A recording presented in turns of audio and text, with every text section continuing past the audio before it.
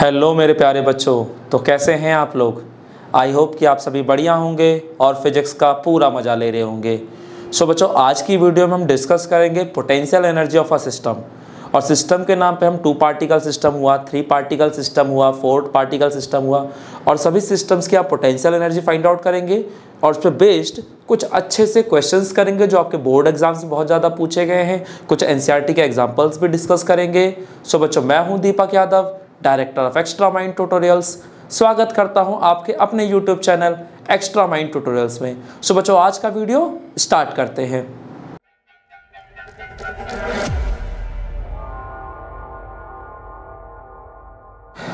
तो बच्चों, जैसा मैंने आपको बताया कि हम लोग क्या डिस्कस करने वाले हैं, potential energy of a system of a 2 particle system, यानी 2 पार्टिकल सिस्टम का पोटेंशियल एनर्जी, कि हमारा 2 पार्टिकल सिस्टम का पोटेंशियल एनर्जी कैसे निकलता है। तो पहला तो आप ये समझ लीजिए कि पोटेंशियल एनर्जी का मतलब क्या है। ठीक है, तो आप ऐसे समझिए कि किसी भी सिस्टम को सेटअप करने में जितना भी आप वर्क डन करते हैं, वो सारा का सारा वर्क डन उस सिस्टम के अंदर पोटेंशियल एनर्जी के फॉर्म में स्टोर हो जाता है। तो अगर आपको किसी सिस्टम का पोटेंशियल एनर्जी निकालना है, यानी कि उस सिस्टम को सेटअप करने में आपको कितना वर्क डन करना है, वो देखना होता है। अब जैसे एग्जाम्पल के तौर पर मुझसे कहा गया कि ये हमारे पास एक सिस्टम है, ठीक है, जिसमें ये पॉइंट ए है और ये पॉइंट बी है।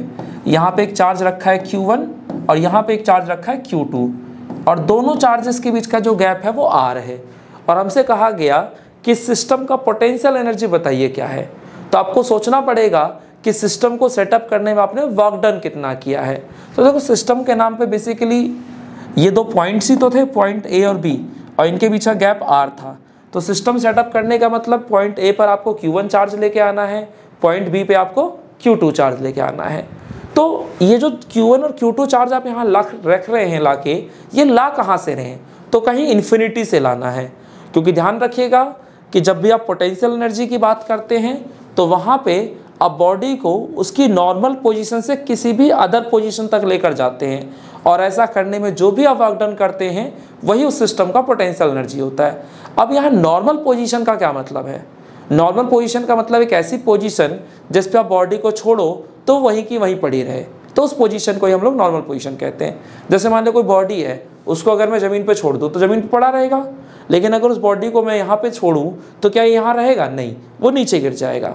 तो इसका मतलब ज़मीन वाला जो पोजीशन है वो उसका नॉर्मल पोजीशन है, बट ये पोजीशन जो है इसका नॉर्मल पोजीशन नहीं है। सेम यही कहानी चार्ज के टर्म में अप्लाई करते हैं। तो देखो, चार्ज की अगर मैं बात करता हूँ तो चार्ज की वजह से उसके चारों तरफ इलेक्ट्रिक फील्ड होता है, और फील्ड के अंदर अगर आप किसी भी पॉइंट पे चार्ज पार्टिकल को रखोगे तो वो या तो पहले चार्ज की तरफ अट्रैक्ट हो जाएगा या तो रिपेल हो जाएगा, यानी कि वो उसका नॉर्मल पोजीशन नहीं है। बट अगर किसी बॉडी को फील्ड के बाहर रख देते हो तो क्या वो चार्ज पार्टिकल अट्रैक्ट होगा? कभी भी नहीं, क्योंकि वो फील्ड के बाहर है। ठीक है, यानी फील्ड के बाहर अगर आपने किसी एक चार्ज पार्टिकल को कहीं भी रख दिया है तो वहीं के वहीं पड़ा रहेगा, और फील्ड के बाहर की जितनी भी दूरी होती है उन सभी दूरी को हम इनफाइनाइट दूरी कहते हैं। सो बात समझ में आ रही है। तो हमें यहाँ पे क्या करना है, चार्ज पार्टिकल को नॉर्मल पोजीशन से इस पोजीशन तक लेकर आना है। तो नॉर्मल पोजीशन बोले तो इन्फिनिटी, यानी फील्ड के बाहर से। तो हम फील्ड के बाहर से इस पॉइंट तक चार्ज पार्टिकल को लाएंगे और देखेंगे कि हमें ऐसा करने में वर्क कितना करना पड़ता है। तो अगर मैं वर्क डन की बात करता हूँ कि भाई पहले चार्ज को जब मैं इन्फिनिटी से पॉइंट ए तक लाया तो मेरा वर्क डन क्या हुआ, तो आपने ये वाला फॉर्मूला पढ़ा होगा कि V = W बटे में Q0। तो W = V इंटू में Q0। तो ध्यान रखिएगा, V का मतलब उस पॉइंट का पोटेंशियल जिस पे आप देख रहे हैं, और Q0 वो चार्ज है जिसको आप लेकर आ रहे हैं। तो यहाँ पर बेसिकली मैं जिस चार्ज को ला रहा हूँ वो Q1 चार्ज है, ठीक है, और जिस पॉइंट पे मैं देख रहा हूँ वो पॉइंट A है। तो मुझे पोटेंशियल पॉइंट A का देखना होगा। अब देखो, Q1 चार्ज को लेकर आओ तो वो तो है, लेकिन पॉइंट A का पोटेंशियल क्या है। तो ध्यान रखिएगा कि किसी भी पॉइंट पर जो पोटेंशियल होता है वो उसके आसपास रखे चार्जेस की वजह से होता है। अब सोचो, इस सिस्टम को सेटअप करने के लिए पहला चार्ज ही यही है, यानी अभी यहाँ कोई दूसरा चार्ज नहीं है। तो अगर यहाँ पे कोई भी दूसरा चार्ज नहीं है तो यहाँ पर कोई भी पोटेंशियल नहीं होगा, यानी मैं कह सकता हूँ पॉइंट ए का पोटेंशियल 0, इसलिए आपका वर्क डन 0। तो ध्यान रखिए, कोई भी सिस्टम अगर आप सेटअप कर रहे हो तो पहले चार्ज को लाने में आपको कोई वर्क नहीं करना पड़ता, यानी वर्क डन हमेशा आपका 0 रहता है। अब पॉइंट बी पर मुझे क्या करना है, Q2 चार्ज को लेकर आना है। तो सोचो अगर आप पॉइंट बी पे Q2 चार्ज को लेकर आ रहे हो तो कहाँ से आ रहे हो, तो कहीं इन्फिनिटी से। अब आपको सोचना पड़ेगा कि इन्फिनिटी से इस पॉइंट तक लाने में आपको कितना वर्क डन करना है। तो हम बात कर रहे हैं now work done carrying a charge from infinity to point B. तो वो क्या होगा, तो जिस चार्ज को ला रहे हैं वो मल्टीप्लाइड बाय जिस पॉइंट पे ला रहे हैं उसका पोटेंशियल। तो Q2 इनटू में पॉइंट बी का पोटेंशियल। तो आपको पता है किसी भी पॉइंट पर जो पोटेंशियल होता है वो उसके आसपास रखे चार्जेस की वजह से होता है। तो अभी फिलहाल पॉइंट बी के पास एक ये पॉइंट ए है जहाँ पर Q1 चार्ज रखा है, और Q1 charge is a point charge. तो किसी भी पॉइंट चार्ज की वजह से पोटेंशियल का फॉर्मूला आपको याद होना चाहिए, और वो फॉर्मूला क्या था, तो वो था V = KQ/R। तो बस ये फॉर्मूला पुट कर दो यहाँ पे। तो Q2 इंटू पॉइंट बी पर जो पोटेंशियल होगा वो इस Q1 चार्ज की वजह से होगा। तो K Q1 बटे में ये जो दूरी है ये R है, तो K Q1 बटे में R। तो ओवरऑल आ जाएगा K Q1 Q2 बटे में R। तो ये हमारा वर्क डन आ गया इन्फिनिटी से पॉइंट बी तक का। तो इस तरीके से मैंने दोनों चार्जेस को इन्फिनिटी से यहाँ तक ला के रखा, और ऐसा करने में मेरा वर्क डन कितना वो मैंने देख लिया। तो अगर मुझे पोटेंशियल एनर्जी निकालना है, यानी कि मुझे टोटल वर्क डन देखना पड़ेगा, तो टोटल वर्क डन कितना आएगा, तो therefore total work done is W, और वो कैसे निकलेगा, तो इन्फिनिटी से A वाला वर्क डन प्लस इन्फिनिटी से B वाला वर्क डन। तो इन्फिनिटी से A वाला वर्क डन जो है वो आपका 0 है, और इन्फिनिटी से B वाला जो वर्क डन है वो है K Q1 Q2 बटे में R। तो ओवरऑल आ गया K Q1 Q2 बटे में R। तो ये आपने टोटल वर्क डन किया इस सिस्टम को सेटअप करने में। और मैंने बताया था कि किसी भी सिस्टम को सेटअप करने में जितना भी आप वर्क करते हैं वो सारा का सारा वर्क उस सिस्टम के अंदर पोटेंशियल एनर्जी के फॉर्म में स्टोर हो जाता है। तो इसलिए आपका जो पोटेंशियल एनर्जी U है वो किसके बराबर हो जाएगा, तो K Q1 Q2 बटे में R। तो ये हमने इस सिस्टम का पोटेंशियल एनर्जी निकाल लिया, और यहीं से मुझे किसी भी 2 पार्टिकल सिस्टम का पोटेंशियल एनर्जी निकालना आ गया। तो अगर मुझे कोई भी 2 पार्टिकल सिस्टम दे रहा है और मुझसे कह रहा है कि उसका पोटेंशियल एनर्जी क्या होगा, तो उसके लिए फॉर्मूला होगा, इसे हमेशा याद रखो, K Q1 Q2 बटे में R। ठीक है, ये बिल्कुल बेसिक वाला काम था जो हमने कर लिया। अब अगर मुझे 2 पार्टिकल सिस्टम का पोटेंशियल एनर्जी निकालना आ गया है तो मैं 3 पार्टिकल 4 पार्टिकल और कितने भी पार्टिकल का बहुत आसानी से निकाल लूँगा, कोई दिक्कत नहीं आएगी। ठीक है, आप देखिए। तो बच्चों अब हम बात करते हैं potential energy of a 3 particle system, यानी अगर हमारा कोई 3 पार्टिकल सिस्टम होगा तो उसका पोटेंशियल एनर्जी क्या होगा। जैसे एग्जांपल के तौर पे मैं कहता हूं कि ये हमारे पास एक सिस्टम है, मान लीजिए एग्जांपल के तौर पे मैं कहता हूं कि ये हमारे पास एक 3 पार्टिकल सिस्टम है जिसमें एक चार्ज यहाँ रखा हुआ है Q1, एक चार्ज यहाँ रखा है Q2 और एक चार्ज यहाँ पे रखा है Q3, और इन दोनों चार्जेस के बीच का जो गैप है वो है आपका R12, इन दोनों चार्जेस के बीच का गैप R23 और इन दोनों चार्जेस के बीच का गैप R13। सो बात समझ में आ रही है।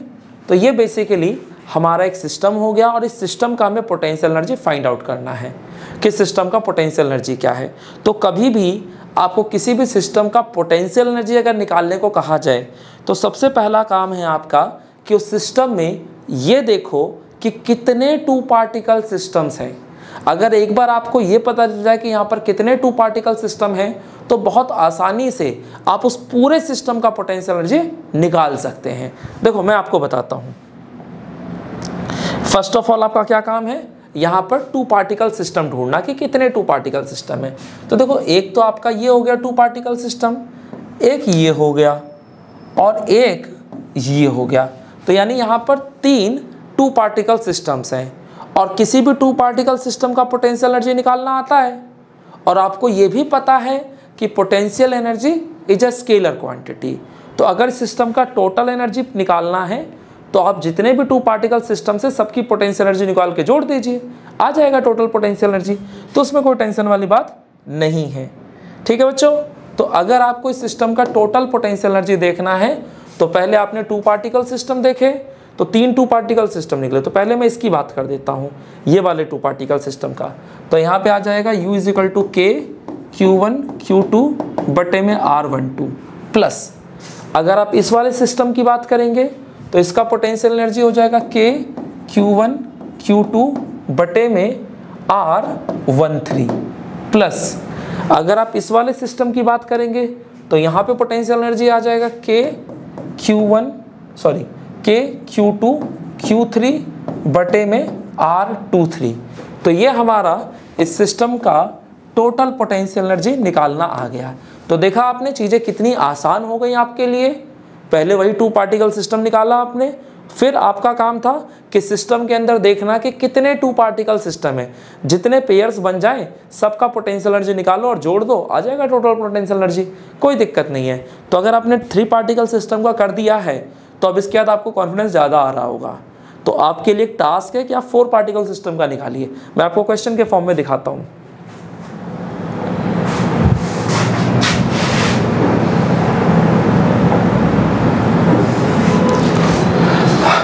तो बेटा ये आपके लिए क्वेश्चन है। इस क्वेश्चन को एक बार आप पहले अपने आप से ट्राई कीजिए एंड देन उसके बाद मैं आपको बताऊंगा यहाँ करना क्या है। तो क्वेश्चन क्या कह रहा था आपसे कि 4 charges +Q -Q +Q -Q are to be arranged respectively at the 4 corners of a square ABCD of side small a। Okay, यानी कि यहाँ पर हमारे पास एक स्क्वायर है और स्क्वायर के चारों कॉर्नर्स पे चार्ज रख दिए गए हैं।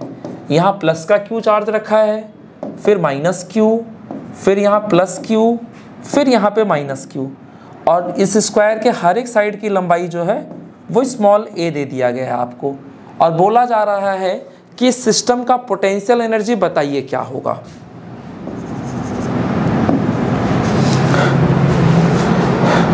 तो बच्चों अभी आपको ये क्वेश्चन नजर आ रहा है। तो ये क्वेश्चन क्या कह रहा है आपसे कि आपके पास एक स्क्वायर शेप्ड बॉडी है। बेसिकली आपके पास एक स्क्वायर है ABCD जिसके चारों कॉर्नर्स पे आपने 4 चार्जेस रख दिए हैं, और आपको बोला जा रहा है find the work required to put together this arrangement. तो इस अरेंजमेंट को सेटअप करने में आपको कितना वर्क करना पड़ेगा। तो इस सिस्टम को सेटअप करने में आपको वर्क डन निकालना है, तो इजीली निकाल सकते हो, कोई दिक्कत नहीं है इसमें। ओके, तो पहले यही देख लेते हैं। तो देखो किसी भी सिस्टम का आपको टोटल वर्क डन देखना है यानी टोटल पोटेंशियल एनर्जी देखना है, तो उसके लिए मैंने आपको बताया था कि पहले आप ये देखिए कि यहाँ पर कितने 2 पार्टिकल सिस्टम हैं। तो अगर आप देखेंगे तो आपको समझ में आएगा कि एक तो ये हो गया 2 पार्टिकल सिस्टम, एक ये 2 पार्टिकल सिस्टम हो गया, एक ये हो गया और एक ये हो गया। तो जनरली बच्चों को यही लगता है कि हमारे 4 2 पार्टिकल सिस्टम हैं, बट ऐसा नहीं है भाई। डायगोनली भी तो एक पेयर बन सकता है ना। तो एक पेयर आपका ये बन जाएगा और एक पेयर आपका ये बन जाएगा, तो यहाँ पे 6 पेयर्स बनेंगे। तो इसलिए जो टोटल पोटेंशियल एनर्जी आएगा इस सिस्टम का वो कितना आएगा, तो वो आएगा आपका टोटल पोटेंशियल एनर्जी या टोटल वर्क डन आपको देखना है। तो पहले आप 2 पार्टिकल सिस्टम्स के देखिए। तो देखिए जहाँ भी आप देखोगे वहाँ पे आपको एक पॉजिटिव और एक नेगेटिव का दिखेगा। तो प्लस और माइनस को मल्टीप्लाई करने पर हमेशा माइनस का आता है। तो यहाँ पे पोटेंशियल एनर्जी आ जाए K प्लस का Q माइनस का Q बटे में इन दोनों के बीच का गैप। तो आपको बताया गया है कि स्क्वायर की हर एक साइड की लंबाई स्मॉल a है, तो यहाँ आ जाएगा स्मॉल a प्लस। अब इस वाले पेयर को देख लेते हैं। तो यहाँ पर भी आ जाएगा K plus Q minus Q बटे में a प्लस। इस वाले पेयर को देखें तो यहाँ भी सेम कहानी K plus Q minus Q बटे में a। इस वाले पेयर को देखोगे तो प्लस का K Q माइनस Q बटे में a, ये हो गया। अब हम डायगोनली देखते हैं। तो डायगोनली जब मैं देखूंगा तो चार्जेस तो मुझे दिख रहे हैं, लेकिन चार्जेस के बीच का ये जो डिस्टेंस है ये कितना है। तो आपको पता होना चाहिए कि ये एक स्क्वायर शेप्ड बॉडी है, और अगर स्क्वायर के साइड्स की लंबाई स्मॉल a है तो उसके जो डायगोनल होगा उसकी लंबाई हमेशा √2a होगा।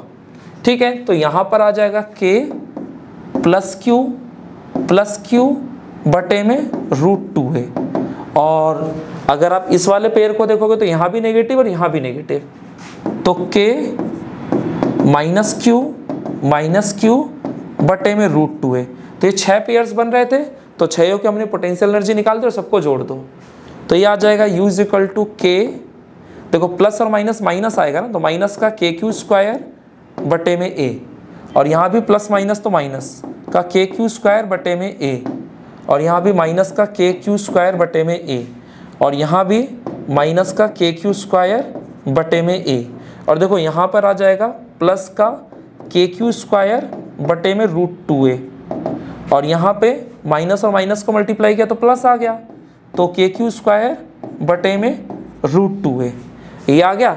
अब देखो यहाँ पर एक ही चीज़ को 4 बार जोड़ दिया गया ना, 1 2 3 4, तो ये 4 टाइम्स आ जाएगा, तो माइनस का 4 KQ² बटे में A, और यहाँ पे देखो सेम चीज़ को 2 बार जोड़ा गया है, तो प्लस का 2 टाइम्स ऑफ KQ² बटे में √2a। तो यहाँ से आप देखो ज़्यादातर चीज़ें आपकी कॉमन निकल जाएंगी, तो अगर आप यहाँ से कॉमन निकालेंगे तो यहाँ से एक तो 2 कॉमन निकल रहा है, KQ² बटे में A, ये कॉमन निकलेगा, तो यहाँ पे बचेगा माइनस का 2 और प्लस यहाँ पे 2 कॉमन निकल गया 1/√2, तो 1/√2। तो ये आपका इस सिस्टम का टोटल पोटेंशियल एनर्जी कह लो, और चाहे आप टोटल वर्क डन कर लो। आप चाहें तो इसको इसके आगे भी सॉल्व कर सकते हैं, बेसिक मैथमेटिक्स और कुछ भी नहीं है। सो बात समझ में आ रही है? तो ये इसका पहला पार्ट हुआ है आपका। तो पहले पार्ट में आपको क्लियर हो गया कि आपका टोटल वर्क डन कितना होगा। वर्क डन निकालने का या पोटेंशियल एनर्जी निकालने का तरीका वही है कि आप पेयर्स देख लो, पहले पेयर्स कितने बन रहे हैं और फिर हर एक पेयर का पोटेंशियल एनर्जी निकाल लो, ठीक है। अच्छा, इसमें सेकेंड पार्ट क्या कह रहा था आपसे कि अ चार्ज Q0, तो हमारे पास अब एक चार्ज है Q0, a charge Q0 is brought to the centre of the square, the 4 charges being held fixed. अच्छा, यहाँ पर मतलब चारों चार्जेस फिक्स्ड हैं और एक चार्ज Q0 को हम उसके स्क्वायर के सेंटर पे लेकर आ रहे हैं। तो बोल रहा how much extra work is needed to do this, तो इसके लिए कितना एक्स्ट्रा वर्क करना पड़ेगा आपको, वही पूछा जा रहा है, ठीक है। तो जब भी आपको वर्क डन निकालना था तो उसका तरीका मैंने बताया था कि work done is equal to charge into potential. Charge मतलब वो वाला चार्ज जो आप लेकर आ रहे हो, मल्टीप्लाइड पोटेंशियल उस पॉइंट का जिस पे आप ला रहे हो। तो अगर मुझसे कहा गया कि ये जो स्क्वायर है इसके सेंटर पर, तो स्क्वायर का सेंटर ये रहा, यहाँ पर मुझे Q0 चार्ज को लेकर आना है, तो भाई इसे कहाँ से लेके आओगे, तो कहीं इन्फिनिटी से। तो अगर आप इन्फिनिटी से इस पॉइंट पर Q0 चार्ज को लेकर आए तो आपने वर्क डन कितना किया होगा, आपको यही तो सोचना है। तो आपको पता है work done is equal to charge multiplied by उस पॉइंट का पोटेंशियल। तो अगर मैं मान लूँ कि मेरा ये जो पॉइंट है ये पॉइंट O है, तो मुझे पॉइंट O का पोटेंशियल देखना होगा। अब आपको पता है किसी भी पॉइंट पर जो पोटेंशियल होता है वो उसके आसपास रखे चार्जेस की वजह से होता है। तो यहाँ पर 1 2 3 4 ये चारों चार्जेस रखे तो सबकी वजह से पोटेंशियल होगा। अब एक बार देखो ये सारे हैं तो पॉइंट चार्ज ही ना, और पॉइंट चार्ज की वजह से पोटेंशियल का फॉर्मूला था V = KQ बटे में R। यानी जब भी मुझे पोटेंशियल देखना है, एक तो मुझे चार्ज पता होना चाहिए, दूसरा मुझे डिस्टेंस पता होना चाहिए। चार्ज देख लो हर जगह सेम है, यानी चार्जेस की वैल्यू हर जगह सेम है। बाकी रही बात डिस्टेंस की, तो कॉर्नर से ये जो डिस्टेंस है, ये जो डिस्टेंस है, ये जो डिस्टेंस, ये जो डिस्टेंस, ये सारे डिस्टेंसेस भी बराबर, यानी हर जगह चार्ज भी सेम है, हर जगह डिस्टेंस भी सेम है। इसका मतलब हर किसी चार्ज की वजह से यहाँ जो पोटेंशियल आएगा वो बराबर का आएगा। बस फ़र्क ये होगा कि जहाँ पॉजिटिव का चार्ज है वहाँ पॉजिटिव पोटेंशियल होगा, जहाँ नेगेटिव का चार्ज है वह नेगेटिव पोटेंशियल होगा, ठीक है। बाकी चार्ज की वैल्यू बराबर ही होगी। तो एक बार सोच के देखो कि इसकी वजह से जितना प्लस का पोटेंशियल आया, अगर उतना ही इसकी वजह से माइनस का पोटेंशियल हो गया तो दोनों को जोड़ोगे 0। सेम ऐसे ही इसकी वजह से जितना यहाँ नेगेटिव का उतना ही यहाँ पॉजिटिव का पोटेंशियल आएगा, तो इन दोनों को भी जोड़ोगे तो 0 ही आएगा। तो ओवरऑल इन चारों चार्जेस की वजह से जो पॉइंट O पर पोटेंशियल है वो 0 है। तो अगर आपके पॉइंट O का पोटेंशियल ही 0 हो जाएगा तो 0 से मल्टीप्लाई करोगे तो वर्क डन 0 आएगा ना। इसका मतलब मुझे कोई भी एक्स्ट्रा वर्क नहीं करना पड़ेगा। बात समझ में आता है? मुझे कोई एक्स्ट्रा वर्क नहीं करना पड़ेगा इस Q0 चार्ज को सेंटर पे लाने में।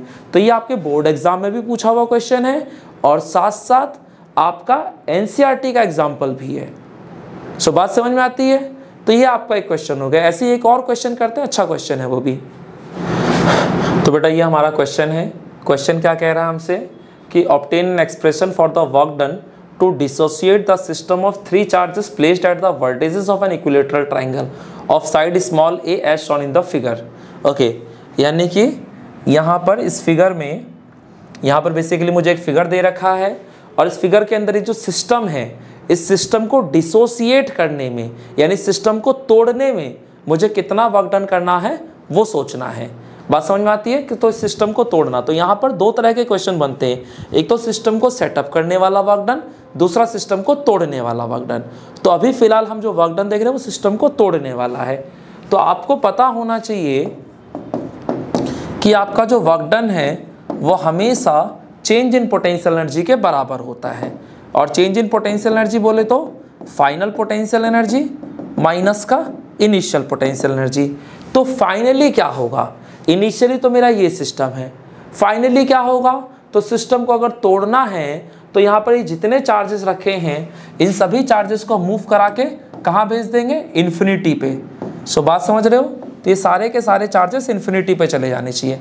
अब सोचो अगर आपने इन सभी चार्जेस को इनफाइनाइट दूरी पे कर दिया तो इसका मतलब चार्जेस के बीच का गैप इनफाइनाइट हो गया, और चार्जेस के बीच का गैप अगर इनफाइनाइट हो गया तो जो पोटेंशियल एनर्जी होगा वो 0 हो जाएगा कि नहीं हो जाएगा। क्योंकि आपको पता है कि किन्हीं भी 2 चार्जेस के सिस्टम का जो पोटेंशियल एनर्जी था वो था U = k Q1Q2/r। यानी पोटेंशियल एनर्जी एक तो चार्जेस पे डिपेंड करता है, दूसरा डिस्टेंस पे। अब सोचो अगर आपने इस पूरे सिस्टम को तोड़ दिया तो जब सिस्टम सेटअप करते तो क्या करते थे, इन्फिनिटी से चार्ज लेके आते थे। तो सिस्टम को अगर तोड़ना है तो क्या करोगे, यहाँ से उठा के इन्फिनिटी पे ले जाओगे। तो अगर सभी चार्जेस आपके इनफाइनाइट डिस्टेंस पे हो गए तो चार्जेस के बीच का गैप इन्फिनिटी एंड 1/∞ इज 0। तो हमारा फाइनल पोटेंशियल एनर्जी जो आता है वो हमेशा ही 0 आता है। हमें बस देखना होता है इनिशियल पोटेंशियल एनर्जी। तो इनिशियली मेरा ये सिस्टम है तो इस सिस्टम का पोटेंशियल एनर्जी निकाल दो कि सिस्टम का पोटेंशियल एनर्जी होगा क्या। सो बात समझ में आती है। तो अगर मैं बात करता हूँ फाइनल पोटेंशियल एनर्जी की तो मुझे पता है मेरा फाइनल पोटेंशियल एनर्जी हमेशा 0 आने वाला है। बाकी इनिशियल पोटेंशियल एनर्जी बोले तो इस सिस्टम का पोटेंशियल एनर्जी। तो किसी भी सिस्टम का अगर आपको पोटेंशियल एनर्जी निकालना है तो तरीका सिंपल है कि वहाँ पहले आप 2 पार्टिकल सिस्टम ढूंढो कि कितने 2 पार्टिकल सिस्टम्स हैं। तो यहाँ पे मुझे साफ साफ दिख रहा है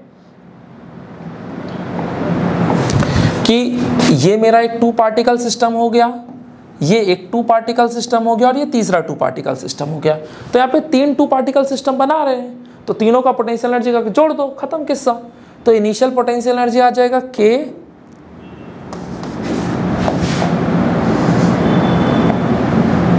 तो यहाँ जो इनिशियल पोटेंशियल एनर्जी आएगा वो क्या होगा, तो पहले मैं इस वाले पेयर की बात कर ले रहा हूँ। तो ये आ जाएगा K Q × में 2Q/r। R बोले तो ये डिस्टेंस, तो ये डिस्टेंस आपका A है, प्लस अगर आप इस वाले पेयर को देख रहे हो तो यहाँ आ जाएगा K × में 2Q × में -4Q/A, प्लस अगर आप इस वाले पेयर के लिए देख रहे हो तो K Q -4Q/A। तो आपको साफ साफ दिख रहा है कि ये आ गया 2KQ²/A और यहाँ पे आ जाएगा 2 चौक 8 तो -8KQ²/A। ठीक है, और यहाँ देखो प्लस और माइनस को मल्टीप्लाई करोगे आएगा तो माइनस ही, तो आ जाएगा -4KQ²/A। तो आपको KQ²/A सब में कॉमन दिख रहा है और 2 भी कॉमन दिख रहा है। तो अगर आप इसे बाहर निकाल दो तो अल्टीमेटली 2KQ²/A आपका बाहर चला गया तो यहाँ पे बचा 1 और यहाँ पे बचेगा -4 और यहाँ पे बचेगा -2। तो -4 और -2, -6 और +1 यानी -5 और -5 को 2 से काटोगे तो -10, तो -10 KQ²/A। तो ये मेरा इनिशियल पोटेंशियल एनर्जी आ गया। तो अब आपके पास इनिशियल पोटेंशियल एनर्जी भी है और आपके पास फाइनल पोटेंशियल एनर्जी भी है। तो फाइनल पोटेंशियल एनर्जी तो 0 था, इनिशियल ये रहा। तो अब ये दोनों वैल्यू यहाँ डालोगे तो आपका वर्क डन निकलेगा कि नहीं निकलेगा? निकल जाएगा। तो यहाँ पे आपका जो वर्क डन आएगा वो कितना होगा? तो therefore W is equal to P final minus P initial, यानी 0 माइनस, और ये इनिशियल पोटेंशियल एनर्जी तो माइनस का 10 KQ स्क्वायर बटे में A, तो ये आ जाएगा माइनस माइनस प्लस, तो प्लस का 10QQ स्क्वायर, तो ये आ जाएगा प्लस का 10 KQ स्क्वायर बटे में A। तो ये मेरा वर्क डन निकल के आ गया। सो आपको बता समझ में आ रहा है? तो किसी भी सिस्टम को सेटअप करने का आपको वर्क डन पूछा जा सकता है, किसी सिस्टम को तोड़ने में कितना वर्क डन हुआ वो भी पूछा जा सकता है। ठीक है, तो दोनों ही तरह के क्वेश्चंस थे जो मैंने आपके साथ डिस्कस कर लिया। आई होप कि आपको बेसिक कंसेप्ट समझ में आ गया होगा। अब आप इस पे बेस्ड घर पे जाकर जितने क्वेश्चंस हो सकते हैं लगा लीजिए, ज़्यादातर क्वेश्चंस आपसे सॉर्ट आउट हो जाएंगे। ठीक है बच्चों, तो अगर वीडियो अच्छी लगी हो तो अपने दोस्तों के साथ शेयर करो, खुद पढ़ो, उनको भी पढ़ने के लिए मोटिवेट करो और खूब ध्यान रखो अपना। ओके बच्चों, बाय।